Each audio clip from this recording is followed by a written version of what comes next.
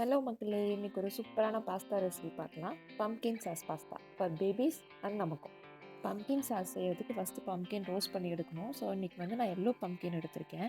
அதை ஒரு தவா ஹீட் பண்ணிவிட்டு அதில் ஆயில் போட்டுட்டு பம்ப்கின் குட்டி குட்டியாக கட் பண்ணி அதில் ரோஸ்ட் பண்ணி எடுத்துக்கலாம். பம்ப்கின் இன்னும் கொஞ்சம் குட்டியாக கூட கட் பண்ணிக்கோங்க. அப்போ தான் சீக்கிரமாக ரோஸ்ட் ஆகும். நான் கொஞ்சம் பெருசாக கட் பண்ணிட்டேன். கொஞ்சம் அதிக டைம் எடுத்துச்சு. இன்னும் குட்டி குட்டியாக கட் பண்ணிங்கன்னா இன்னும் கம்மியான டைமில் சீக்கிரமாக ரோஸ்ட் பண்ணி எடுத்துப்பேன். இப்போ பம்ப்கின் இந்த அளவுக்கு ரோஸ்ட் ஆனதுக்கப்புறம் இது குக்காக இருக்கணும். இதுலேயே ஆல்மோஸ்ட் குக்காக இருக்கணும். அந்த அளவுக்கு ரோஸ்ட் ஆனதுக்கப்புறம் இதை நம்ம எடுத்து தனியாக வச்சுக்கலாம்.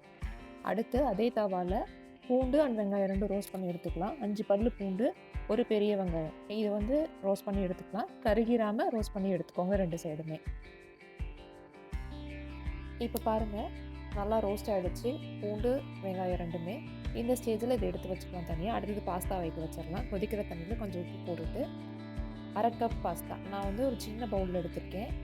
இது ஒருத்தருக்கு கரெக்டாக இருக்கும். பாஸ்தா குக்கிங் டைம் பேக்கெட்டில் மென்ஷன் பண்ணியிருக்காங்க. எனக்கு 10 to 12 மினிட்ஸ் மென்ஷன் பண்ணியிருக்காங்க. நான் அதனால் 10 மினிட்ஸ் வேக வச்சுக்கிறேன். நீங்கள் வாங்கியிருக்க பாஸ்தாவில் எப்படி மென்ஷன் பண்ணியிருக்காங்களோ அது மாதிரி ஃபாலோ பண்ணிக்கோங்க. இப்போ 10 மினிட்ஸ் ஆகிடுச்சு. பாஸ்தா பாருங்கள் நல்லா குக் ஆகிருக்கும்.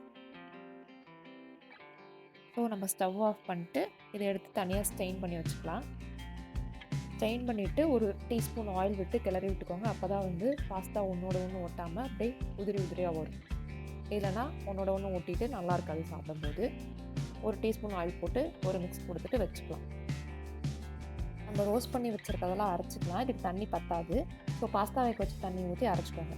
நெக்ஸ்ட்டு ஒரு கடாயை வச்சுட்டு ஹீட் ஆனதுக்கப்புறம் ஆயில் போட்டுட்டு ஆயில் கொஞ்சம் ஹீட் ஆனதுக்கப்புறம் ஒரு டேபிள் ஸ்பூன் குட்டி குட்டியாக சாப் பண்ண கார்லிக் போட்டு 10 to 15 செகண்ட்ஸ் சாட்டே பண்ணி எடுத்துக்கலாம். கார்லிக் சாட்டே ஆனதுக்கப்புறம் நம்ம அரைச்சி வச்சுருக்க சாஸ் அதை ஊற்றி மிக்ஸ் பண்ணிக்கலாம். பம்ப்கின் சாஸ் கொஞ்சம் நேரம் வேக விடணும். ஸோ கண்டினியூஸாக மிக்ஸ் பண்ணிக்கிட்டே இருந்தீங்கன்னா அடிப்பிடிக்காமல் நல்லா வெந்து வந்துடும். கொஞ்சம் நேரம் மிக்ஸ் பண்ணிக்கிட்டே இருக்கலாம்.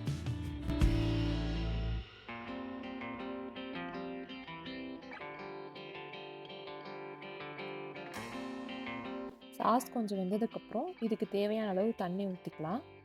மிக்ஸி ஜாரில் அரைச்சோம் இல்லையா, அதுலேயே கொஞ்சம் தண்ணி ஊற்றி அதில் மீதி இருக்க பேஸ்ட்டெல்லாம் அலசி ஊற்றிக்கலாம். ஊற்றிட்டு மிக்ஸ் பண்ணிக்கோங்க. இது பாஸ்தா வேக வைத்த தண்ணியிலே உப்பு இருக்குது. ஸோ அதனால் நான் சால்ட் ஆட் பண்ணல. உங்களுக்கு தேவைப்பட்டுச்சுன்னா கொஞ்சமாக ஆட் பண்ணிக்கோங்க. உங்களுக்கு எவ்வளோ தேவைப்படுதோ அவ்வளோ மிக்ஸ் பண்ணிவிட்டு இது கொதிக்கிற வரைக்கும் விட்டுடலாம். இப்போ பாருங்கள், இது நல்லா கொதிச்சிருச்சு.